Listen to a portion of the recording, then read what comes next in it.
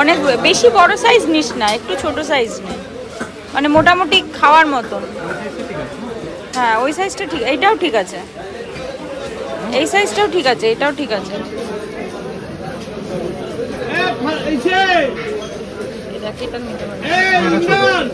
আরে এইটা ঠিক সাইজ, এই দেখ এটা দেখতে পারিস,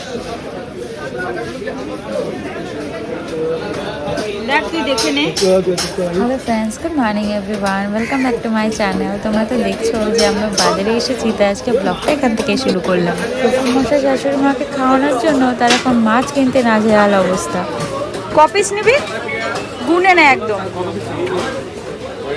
আমরা ছজন আর আমাদের রাত্রের 4 জন, একদম গোনাগুনতি নেই। 10 পিস, 10 পিস। হ্যাঁ নে, না নেই তো, এই মাছ দুটো খেতে পারবি না, আর রেখে দেওয়া বেকার। নে নে, ভালো মাছ, খারাপ না।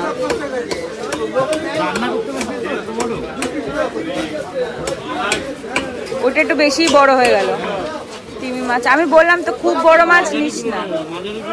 হ্যাঁ মাঝারিগুলো নেই, খুব বেশি বড় নিস না।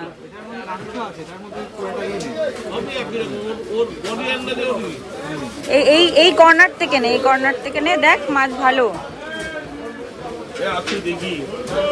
হ্যাঁ এইটা নিতে পারিস, এটা ভালো।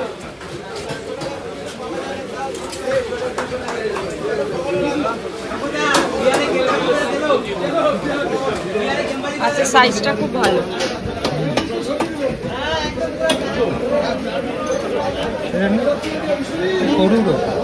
নে না, নে না, ওটা নে।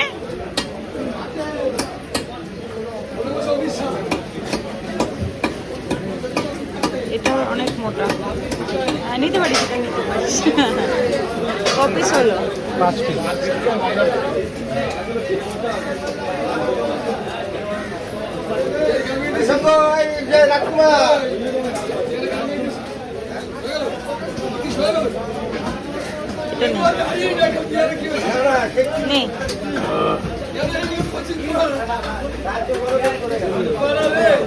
দেখো কতটুকু হলো।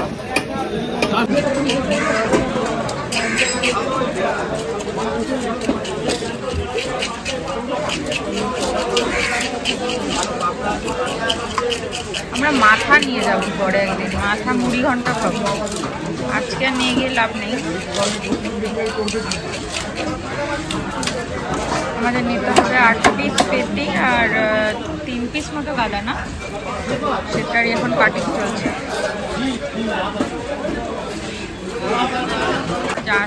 হচ্ছে এখন আমাদের মাছ ভালো করে আসতে ছাড়িয়ে দিও। একদম হাত রানিয়ে করছে বলে মনে হয়। হ্যাঁ একটু তাড়াতাড়ি ছাড়িয়ে দিও ভালো করে।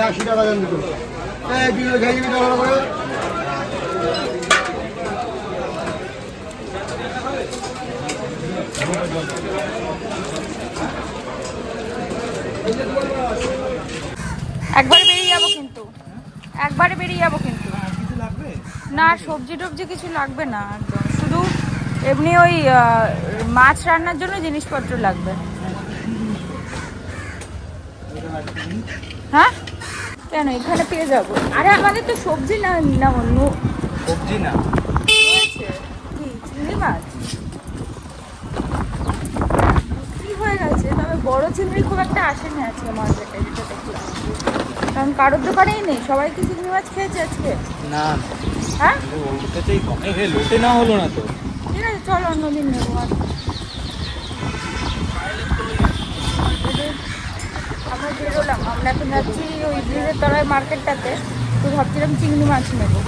চলো, এখানে চিংড়িটা খুব একটা ভালো পেলাম না, মানে ছিল না বলবো না, একটা যেই চিংড়ি ছিল সেই আন্দাজে দামটা বেশি বলছে, আর তারপরে আর হচ্ছে চিংড়িটাও ঠিকঠাক সাইজটা নেই। আমরা বাড়িতেই এর থেকে বড় জিনিস পাই, আর অনেকদিন পরেই খাচ্ছি। আর চিংড়ি মাছটা তোমার কেমন ফেভারিট তোমরা জানো।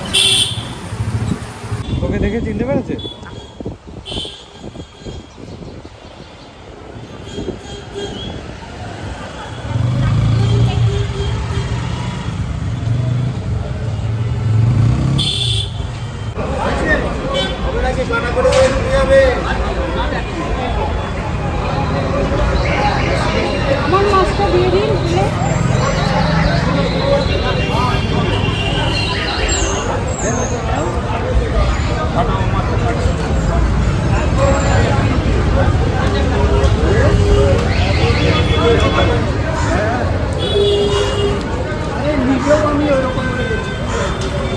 ছোট নিস না, মাথাতেই কিন্তু বাদ হয়ে যাবে ওগুলো।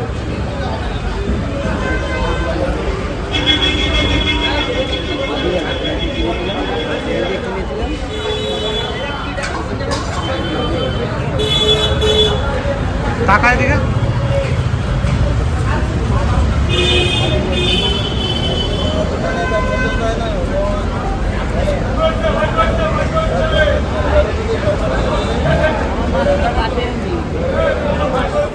বেরোলাম বাজার থেকে, তবে বাড়ি চলে যাচ্ছিলাম। রুডি বললো আমরা এখন বাড়ি যাব না, চিংড়ি মাছটা ঝুলিয়ে নিয়ে যাবো। আসলে যেই দোকান থেকে চিংড়ি মাছটা কিনলাম সেই দোকানে এত ভিড়, 3-4 জনের পরে নাকি আমাদের মাছ কাটার লাইন, তো এতক্ষণ দাঁড়িয়ে থাকা সম্ভব না। এখানে নাকি একজন বসে, সেখান থেকে ওনাকে মাছ কাটিয়ে নিয়ে যাবে।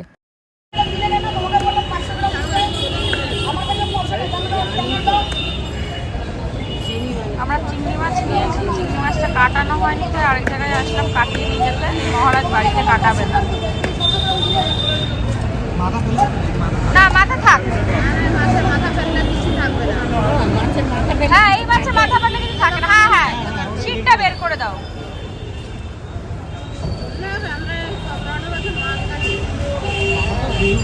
হ্যাঁ মাথাটা খেতে ভালো লাগে এই মাছের, এই মাছের মাথাটাই খেতে ভালো লাগে।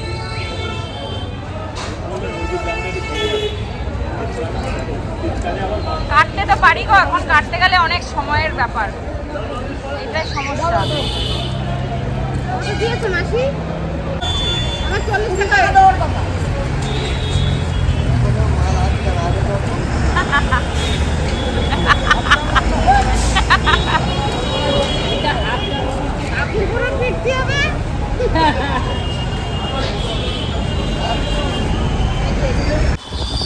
সাড়ে 9টার সময় বাজারে এসেছি, এখন মোটামুটি 11টা মতন বাজে। এখন যাচ্ছি বাড়িতে, 11টা বাজেনি এখন বাজে।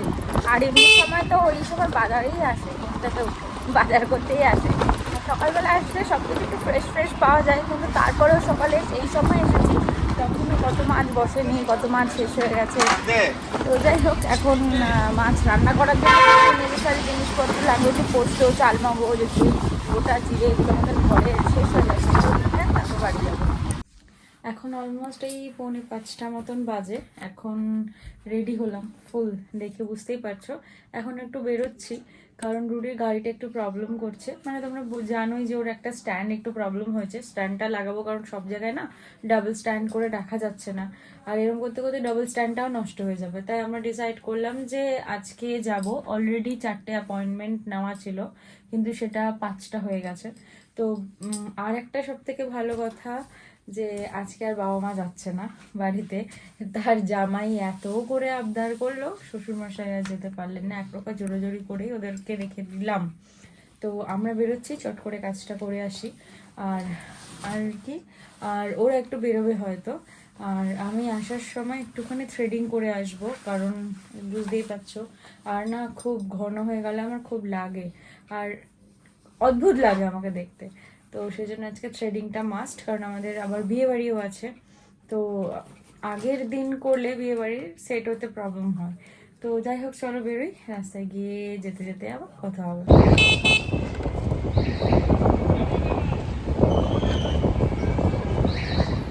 এই দোকানটা হয়তো তোমরা চিনতে পেরেছো, অনেকবার আসেনি, তবে আমাদের গাড়ি এখান থেকে কিনে নিয়ে গেছিলাম। এখন কত রকমের নিত্য নতুন গাড়ি চলে এসেছে, আমার তো মনেই হচ্ছে আমাদের গাড়িটা এক্সচেঞ্জ করে আবার একটা নতুন কিনে নিই, কিন্তু সেটা তো পসিবল না। অ্যাকচুয়ালি আমাদের গাড়িটা একটু সার্ভিসিং করানোর ব্যাপার আছে, তাই ভাবলাম একবারে কথাও বলে যাই। আর স্ট্যান্ডটাও খারাপ হয়ে গেছিলো, তোমাদের বলেইছিলাম সেটাও লাগাতে হবে। আসলে গাড়ি রিলেটেড কোনো কিছু আমরা এখান থেকেই করানোর চেষ্টা করি। আমরা ওখান থেকে কাজ করে আমাদের যা নেসেসারি কাজ ছিল সেটা করে মোটামুটি একটু ঠিক হয়েছে, যা প্রবলেম হচ্ছিল তো সেটা করে, শুধু স্ট্যান্ডটা লাগাতে পারিনি কারণ ওদের ওখানে লোক নেই স্ট্যান্ড লাগানোর জন্য। তো স্ট্যান্ডটা বললো কালকে গিয়ে লাগিয়ে নিয়ে আসতে। কিন্তু প্রবলেম যেটা হয়েছে, ওখান থেকে আবার ফোন করে জানা গেল যে দিদার আবার একটা প্রবলেম হয়ে গেছে, ডক্টর দেখাতে গেছিল, তো একটু জ্বর এসেছে। তো ওখানে গিয়ে হুট করে হাতে লেগে হাত সঙ্গে সঙ্গে মানে যেখানে ভাঙা ছিল সেখানে কিছু হয়নি, কোনোই থেকে হাতটা নাকি আবার ফ্র্যাকচার হয়ে গেছে। তো এখন সেইখানে মানে ওই যেই ডক্টরের আন্ডারে ডক্টরের কাছে গেছিলেন, সেই ডক্টর আরও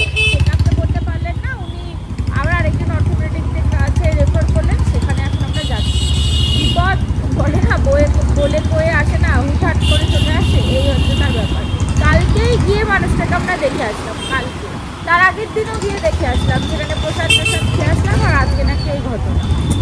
না যেতে পারবো। ওরা বিয়ের আগে জামা কাপড় কাচাতে দিয়েছে, সেই জামা কাপড় মামদের বাড়ি থেকে আজকে নিয়ে এসছে। তবে একটা ব্যাড নিউজ দিই, সেটা হচ্ছে মানে হাতটা এমনভাবেই ভেঙেছে, ওটি করাতে হবে। 6 মাস আগে ওটি করানো হয়েছে, আবার যেখানে ওটি করানো হয়েছে ঠিক তার নিচেই ভেঙে গেছে। তো দেখা যাক এখন কাল হসপিটাল যা হবে, যিনি দেখলেন তিনি ওটি করবেন, কিন্তু কতদূর এখন কি হবে সেটা কাল যতক্ষণ না আসছে বা হসপিটালে যতক্ষণ কথা না বলছে ততক্ষণ কিছু বোঝা যাচ্ছে না। বিপদ সত্যি।